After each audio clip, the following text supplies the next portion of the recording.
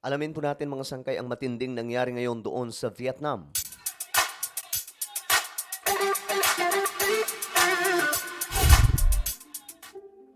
So hello guys, what's up? This is me, Sangkay Janjana. I'm back. At eto nga mga sangkay, meron pong nangyari doon sa Vietnam na kailangan po natin malaman kung ano nga ba ang naging sitwasyon. Kasi nga po, yung bagyong galing po dito sa Pilipinas, lumakas ng husto hanggang sa nanalasa po doon sa China at pumunta po itong Vietnam. Ngayon mga sangkay, tignan po natin kasi ayon po sa report, sobrang tindi daw talaga ng tama. Dito sa Pilipinas, nagdulot lamang po ng mga matitinding ulan. Pero doon mga sangkay, China at doon sa Vietnam, lalo po itong lumakas. Hanggang sa sinasabi na po ng mga eksperto na ito na daw po ang pinakamalakas na bagyo dito sa Asia sa taong 2024. Ngayon mga sangkay, tingnan po natin ano nga ba ang nangyari. Pero bago tayo mag-umpisa, pakisubscribe po muna yung ating YouTube channel. 1.28 million subscribers na po tayo. So kung ikaw ay hindi pa po nakakapag-subscribe dito sa ating channel, click the subscribe down below, click the bell, and click all para mapabilang ka sa mahigit 1 milyon na lagi pong andito at nag-aantabay. Sa mga nanonood naman po sa Facebook, i-follow nyo po yung ating Facebook page. Okay mga sangkay, ito po yung nangyari. Ayon po dito, Super Typhoon Yagi tumama na daw po sa Vietnam. Pero mga sangkay, kahit po naging super typhoon ito, napaghandaan po ng Vietnam. So tingnan po natin ang nangyari. The Super Typhoon Yagi has made its landfall in northern Vietnam with strengthening winds and pounding rain. The typhoon has swept ships and boats out of the sea, killing at least 4 people. The typhoon hit Hai Phong and Quang Ninh provinces, packing winds speeds that exceeded 149 kilometers per hour before entering into Vietnam. So ayan po, makikita po natin yung grabing hinarap ng Vietnam dahil po dito sa matinding pananalasa. At ayon po sa report, doon sa Vietnam, nasa 460,000 katao daw po ang in-evacuate dahil po dito. So, ganyan po kalala. Pero, ang matindi dito, yung Vietnam, napaghandaan po nila. Kung kaya't mga sangkay, mayroon lamang pong sinasabing 4 na nadali nitong napakalakas na bagyo. Kaya ko gustong ipakita ito sa inyo mga sangkay para mismong ma-witness natin na itong nagaganap sa ating mundo when it comes to climate change ay lumalala na po ng lumalala. Hindi naman sa pananakot, no? Pero ito kasi yung realidad. Kailangan po talaga natin maintindihan ito. And this left at least about 23 people dead in southern China and the Philippines. Yan, no? Makita nyo mga sangkay, nagbagsakan mo yung mga punong kahoy. The Vietnamese Prime Minister Nam Phin Chin has asked the authorities to evacuate the residents from the areas, especially vulnerable to flooding and landslides before Grabe, the no? storm hit. The Quang Ninh is home Sa to kanila kasi lumakas po ng lumakas yung hangin.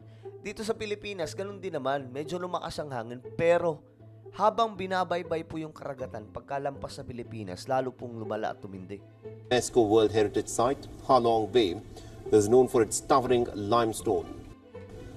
Islands and hundreds of cruises have in fact been cancelled at the popular site before the typhoon landed.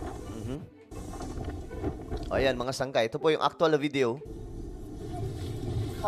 Kita nyo mga sangkay, sobrang lakas ng hangin. In the Hai Duong Grabe. province of Vietnam, a man died when heavy winds brought down a tree. In Hai Phong, fallen trees blocked the streets. Grabe ang lala, no? So, ganyan na po ngayon ang mga bagyo. Huwag po tayong, yung iba kasi sinasabi po nila na sinisisi po yung pamahalaan, pero hindi po talaga kasalanan ng pamahalaan kung bakit malalakas na ngayon ang bagyo. Usapang climate change, yan po talaga yun. Kaya nga sana yung media ang ini-interview kapag may ganitong klaseng sakuna. Ang ini-interview dapat yung mga una yung mga expert pagdating po sa lagay ng panahon.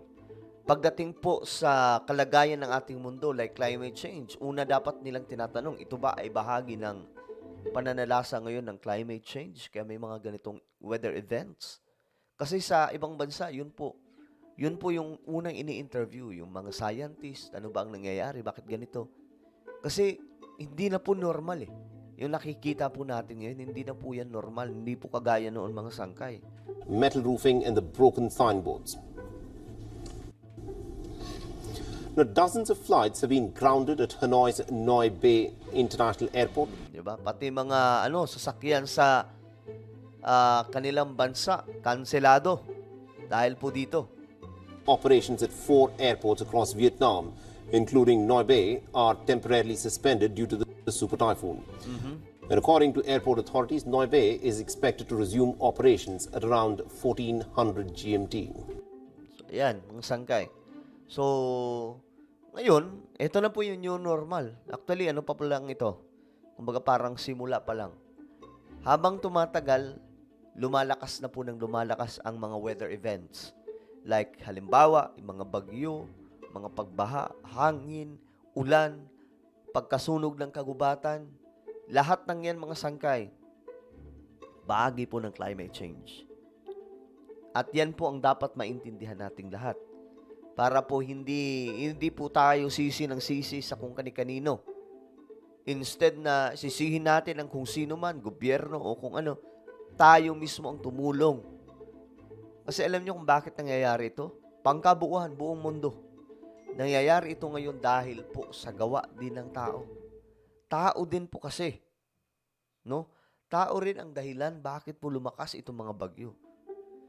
Dahil tao po ang may gawa kung bakit winasak ng tao ang kalikasan.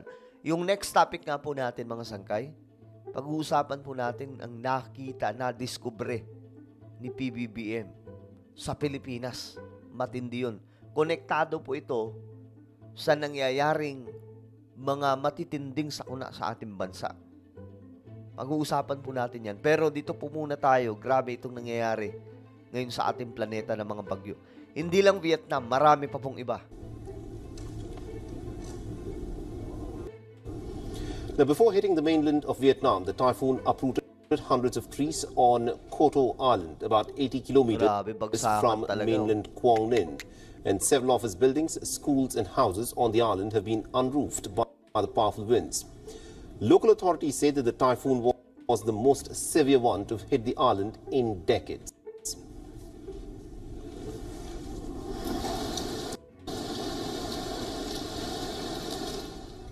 Grabe. Earlier, Asia's strongest storm of the year roared into Yo, diba? Strongest storm of the year. China's southern island province of Henan, bringing violent winds and heavy rainfall. The typhoon Yagi reportedly left 3 people dead and dozens of others injured in China. The Chinese authorities have also released a video of the devastation caused by the deadly storm, with cars trapped by the fallen Grabe, tingnan nyo. trees and debris flying across the streets of Henan, Haikou City. My goodness. So yan po ang sitwasyon, mga sangkay ng ating planeta ngayon. At least nalalaman po natin at naiintindihan po natin ngayon itong matitinding kaganapan sa ating mundo. So ano po ang inyong komento tungkol dyan mga sangkay? Just comment down below. Talagang malalakas na po ngayon yung mga bagyo eh. Anyway, meron po akong isang YouTube channel. Ito po ay Sangkay Janjan Daily. Dito po ako nag-upload mga sangkay ng mga vlogs. So hanapin nyo lamang po ito sa YouTube. Alright? Para mapanood nyo po mga sangkay yung mga pinagagawa natin sa buhay. Kagaya po nitong naging wedding namin. Ayan po, uploaded na. So, hanapin nyo po ito sa YouTube, Sangkay Janjan Daily. Then, click the subscribe, click the bell, and click all. Ako na po ay magpapaalam. Mag-iingat pong lahat. God bless everyone.